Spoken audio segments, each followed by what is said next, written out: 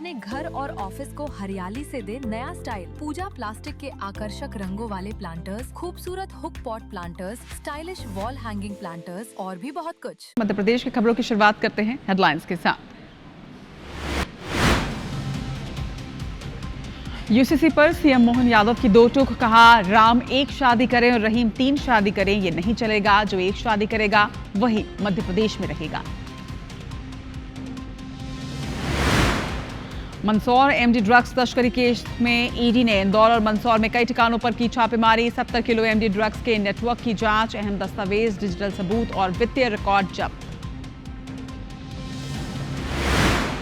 भोपाल में अतिक्रमण हटाने गई टीम पर हमला, कर्मचारी को मारने के लिए उठाई ईंट, जेसीबी का कांच फोड़ने की कोशिश। गुना में नारकोटिक टीम से भाग रहे तस्कर ने दंपत्ति को कुचला, दोनों की हुई मौत। एक नाबालिग भी कार की चपेट में आकर घायल। प्रेम विवाह की पुरानी रंजिश में खूनी संघर्ष, दामाद और चाचा ससुर के बीच चला चाकू, दोनों पक्षों के 2 लोग हुए घायल।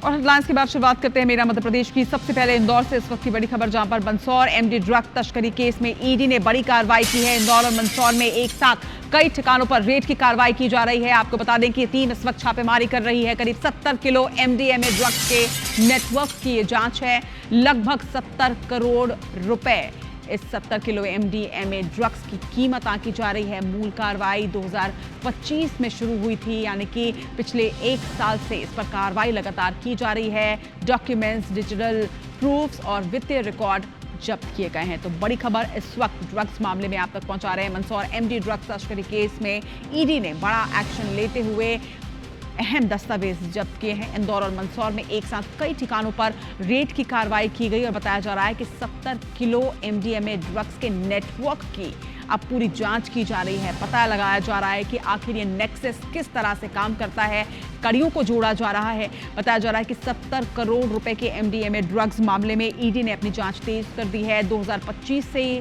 कार्रवाई की जा रही है। कई अहम दस्तावेज, डिजिटल साक्ष्य और वित्तीय रिकॉर्ड जब्त किए गए हैं और अब इन साक्ष्यों की जांच की जा रही है। इंदौर और मंदसौर में एक साथ कई ठिकानों पर इस वक्त बड़ी कार्रवाई की जा रही है। आपको बता दें कि ईडी की टीम ने बड़ी कार्रवाई करते हुए, बड़ा एक्शन लेते हुए रेड की कार्रवाई की है। मंदसौर एमडी ड्रग्स केस, जो कि 70 करोड़ रुपए का एमडी ड्रग्स था, इस पूरे मामले में पिछले 1 साल से लगातार जांच जारी है और अब ईडी ने बड़ी कार्रवाई करते हुए इंदौर और मंदसौर में एक साथ कई ठिकानों पर रेड डाली है।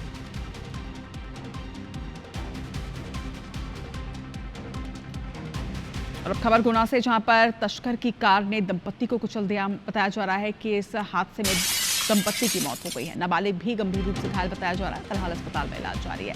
दरअसल डोडा चूरा पकड़ने के लिए नारकोटिक्स की टीम यहां पर पहुंची थी और टीम को देखने के बाद यहां पर से भागने के दौरान ये पूरा हादसा हुआ है। झारखंड के 2 आरोपी गिरफ्तार हुए हैं। जांच में कैंट थाना पुलिस जुटी हुई है। तो गुना से बड़ी खबर, जहां पर तस्कर की कार ने एक दंपत्ति को अपनी चपेट में ले लिया। बताया जा रहा है कि यहां पर नारकोटिक्स की टीम कार्रवाई करने के लिए पहुंची थी और इस दौरान आरोपियों ने भागते वक्त एक दंपत्ति को अपनी चपेट में ले लिया, जिससे दोनों की मौत हो गई है। बताया जा रहा है कि एक नाबालिग भी इस घटना में गंभीर रूप से घायल है, जिसका अस्पताल में इलाज जारी है।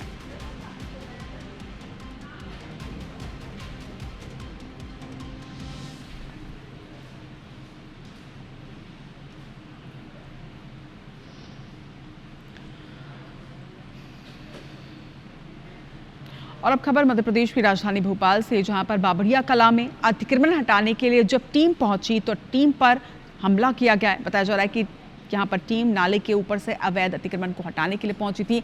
अवैध रूप से यहाँ पर टीन शेड लगाकर झुग्गियां बनाई गई थी। टीम को लगातार शिकायतें मिल रही थी, नोटिस भी जारी किया गया था। इसके बाद जब निगम दस्ता यहाँ पर झुग्गियों को हटाने के लिए पहुंचा तो झुग्गी वासियों ने न सिर्फ विरोध किया बल्कि किस तरह से मारपीट की है। ईंट उठाकर एक व्यक्ति मारता हुआ यहाँ पर नजर आ रहा है। ये भी जानकारी सामने आ रही है कि कुछ कर्मचारियों का मोबाइल तोड़ दिया गया और इसके साथ ही टीम के साथ जो जेसीबी यहाँ पर पहुंची थी उसका कांच फोड़ने का भी प्रयास किया गया है। तस्वीरें आप देख रहे हैं, राजधानी भोपाल की ये तस्वीरें हैं जहां पर बावड़िया कला में अतिक्रमण हटाने के दौरान टीम पर जानलेवा हमला किया गया है। साक्षी हमारे संवाददाता इस वक्त हमारे साथ जुड़ गए हैं। साक्षी, कोई नई तस्वीरें नहीं है। अक्सर ये देखा जाता है कि पहले लोग अवैध अतिक्रमण करते हैं और उसके बाद जब दस्ता उन्हें हटाने पहुंचता है तो इस तरह से हमला किया जाता है। इस वक्त क्या स्थिति है और बड़ी बात ये, हमले की क्या वजह, क्या नोटिस नहीं जारी किया गया था, विरोध किस बात का है तो अतिक्रमण?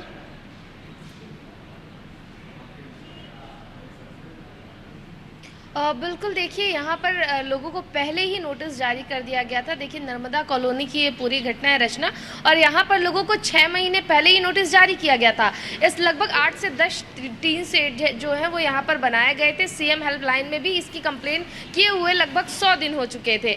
इनको नोटिस भी दिया गया था, पहले भी इनको नोटिस दिए गए थे। इन्होंने खुद कहा था कि हम 5 से 6 महीने में हम अपने टीन शेड जो है वो यहाँ से हटा लेंगे, लेकिन 6 महीने बीत जाने के बावजूद भी इन्होंने वहां से टीन शेड नहीं हटाए। लगातार लोकल से भी कंप्लेन हो रही थी कि यहाँ पर टीन शेड्स बनाए जा रहे हैं, झुग्गियां बनाई जा रही हैं। इसको लेकर नगर निगम ने यहाँ पर कार्रवाई करते हुए टीन शेड पर और झुग्गियों पर कार्रवाई की और जेसीबी से अतिक्रमण हटाने का काम जैसे ही शुरू किया, यहाँ पर राम गोपाल नाम का एक व्यक्ति और अन्य लोगों के साथ मिलकर उसने टीम पर जो है वो पथराव शुरू कर दिया। यहाँ पर उनके साथ मारपीट की वारदात को भी अंजाम दिया गया। देखिए अभी तो फिलहाल स्थिति सामान्य है। नगर निगम की टीम पर जब हमला हुआ तो नगर निगम की टीम ने तत्काल पुलिस को सूचना दी। पुलिस के मौजूदगी में इसके बाद जो अतिक्रमण हटाने की कार्यवाही है वो यहाँ पर की गई और यहाँ पर जो आरोपी हैं जिन्होंने टीम पर पत्थरबाजी की, टीम के साथ मारपीट की, उसमें राम गोपाल सहित अन्य लोगों के ऊपर सरकारी कार्य में बाधा डालने के तहत मामला जो है वो दर्ज कर लिया गया और फिलहाल देखिए वहाँ से जो ये टीन शेड्स है उनको हटाया गया। और देखिए यहाँ पर नाराजगी जैसी कोई बात नहीं है। एक तो अवैध तरीके से वहाँ पर टीन शेड्स बनाए गए थे कॉलोनी में और इनको 6 महीने पहले ही नोटिस दी गई थी और लगातार सीएम हेल्पलाइन में भी इसकी कंप्लेंट्स जा रही थी, जिसको देखते हुए नगर निगम ने ये कार्रवाई की। फिलहाल जिन जिन लोगों ने सरकारी कार्य में बाधा डाला है उनके खिलाफ मामला दर्ज कर कार्रवाई शुरू कर दी गई है। चलिए, तमाम जानकारी के लिए बहुत शुक्रिया आपका साक्षी। भोपाल से एक और बड़ी खबर आपको बता दें, जहां पर निशातपुरा थाना क्षेत्र में गौकशी मामले में प्रशासन ने बुलडोजर की कार्रवाई की है। प्रशासन ने आरोपियों के अवैध निर्माण में बनाया गया डेयरी फार्म जमींदोज किया। दरअसल विश्व हिंदू परिषद बजरंग दल के कार्यकर्ताओं ने गौकशी करने वाले विशेष समुदाय के लोगों को गौमांस के साथ रंगे हाथों पकड़ा था। इस पूरे मामले को लेकर हिंदू संगठन ने प्रदर्शन कर आरोपियों के खिलाफ कड़ी कार्रवाई की मांग की थी, जिसके बाद प्रशासन हरकत में आया। 4 आरोपियों की गिरफ्तारी की गई और अवैध निर्माण में बनाए गए डेयरी फार्म को उसके बाद बुलडोजर की कार्रवाई करते हुए जमींदोज किया गया। फिलहाल पुलिस गिरफ्तार आरोपियों से पूछताछ कर रही है। तो 2 तस्वीरें आपके सामने हैं, एक तरफ बुलडोजर की कार्रवाई की और दूसरी तरफ आपको बता दें कि लगातार गौकशी के इस मामले में हिंदू संगठन ने नाराजगी व्यक्त की थी, कड़ी कार्रवाई की मांग की थी प्रदर्शन करके और अब वो एक्शन लिया जा रहा है, प्रदर्शन का जवाब दिया जा रहा है। जिस तरीके से अवैध निर्माण यहाँ पर बनाया गया था, बताया जा रहा है कि जो लोग इसमें संलिप्त थे, अवैध निर्माण वहाँ पर किया गया था, डेयरी फार्म बनाया गया था, जिसे बाद में प्रशासन ने कार्रवाई करते हुए जमींदोज कर दिया है।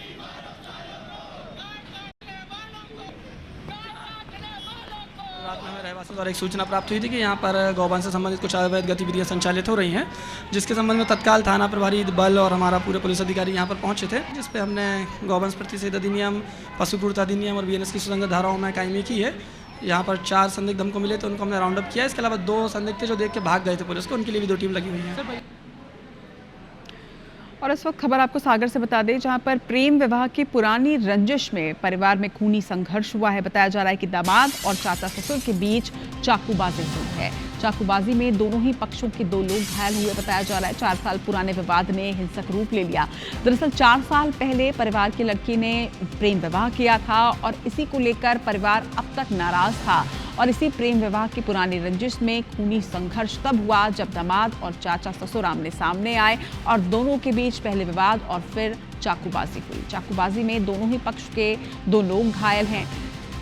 गड़ाकोटा थाना क्षेत्र के ग्राम मोठार की ये घटना बताई जा रही है, जहां पर दामाद और चाचा ससुर के बीच प्रेम विवाह को लेकर पहले ही रंजिश थी और इसी बात को लेकर दोनों ने एक दूसरे पर चाकू से वार किया। बताया जा रहा है कि बीच बचाव करने पहुंचे कुछ और लोग भी इसमें घायल हुए हैं।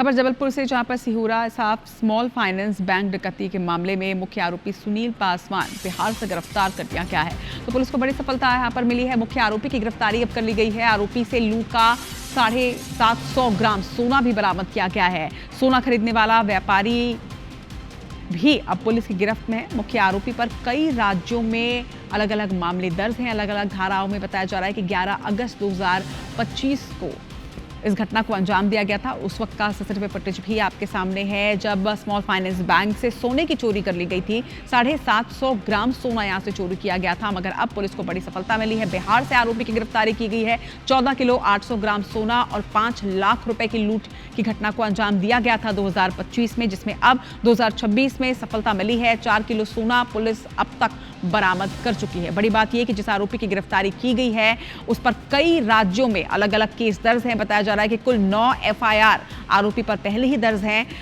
मुख्य आरोपी का नाम सुनील पासवान बताया जा रहा है, जिसे पुलिस ने बिहार से गिरफ्तार किया है। बता दें कि 11 अगस्त 2025 को सिहोरा इसाफ स्मॉल फाइनेंस बैंक में डकैती के मामले में मुख्य आरोपी की गिरफ्तारी बिहार से हुई है। मुख्य आरोपी पर कई राज्यों में और भी केसेस दर्ज हैं। 2025 की इस घटना में 14 किलो 800 ग्राम सोना और 5 लाख रुपए की लूट की गई थी। फिलहाल 4 किलो सोना पुलिस ने बरामद कर लिया है।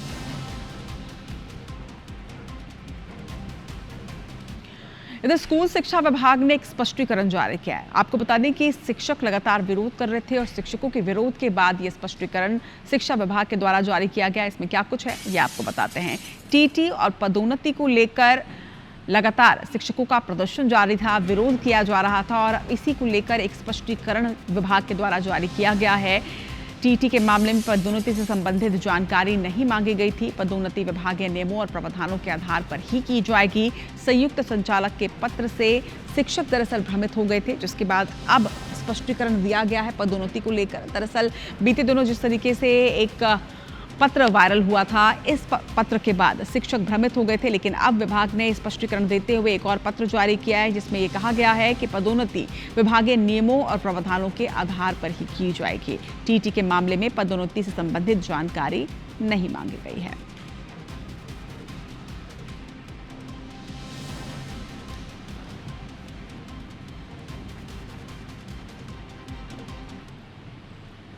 भोपाल के मैनेट हॉस्टल 9 और हॉस्टल 11 में कई छात्र फूड पॉइजनिंग का शिकार हुए हैं। बताया जा रहा है कि शिकायत मिलने के बाद खाद्य सुरक्षा विभाग ने अचानक मेस, रसोई और आरओ प्लांट की पानी टंकियों का निरीक्षण किया। इस जांच में आरओ सिस्टम में गंदगी और पानी में काले कण मिले, जिसके बाद पेयजल और अन्य खाद्य पदार्थों के सैंपल जांच के लिए भेज दिए गए हैं।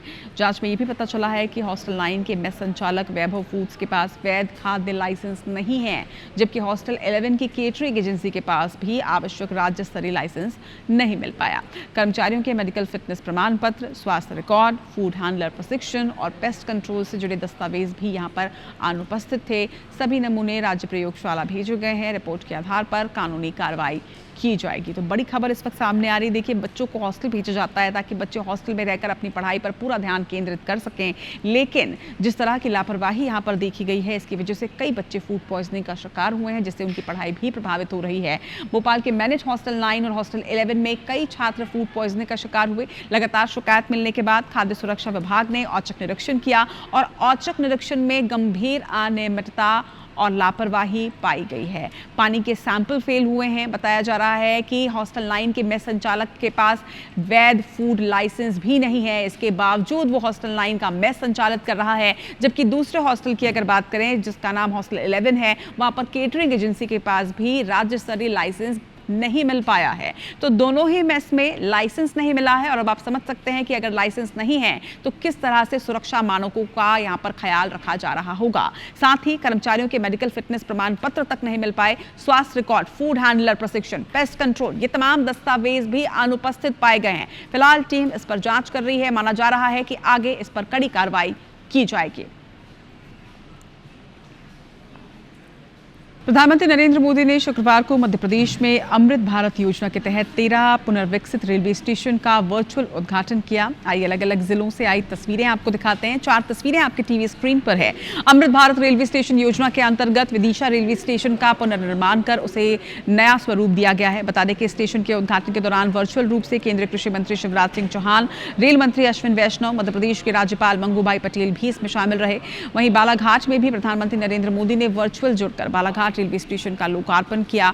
बालाघाट रेलवे स्टेशन में प्रतीक्षालय, बेहतर बैठने की व्यवस्था, स्वच्छ शौचालय, आकर्षक प्रवेश द्वार और बेहतर प्रकाश व्यवस्था के साथ ही डिजिटल सूचना प्रणाली, दिव्यांगजन अनुकूल सुविधाएं और अन्य आवश्यक अधोसंरचनात्मक कार्य किए गए हैं।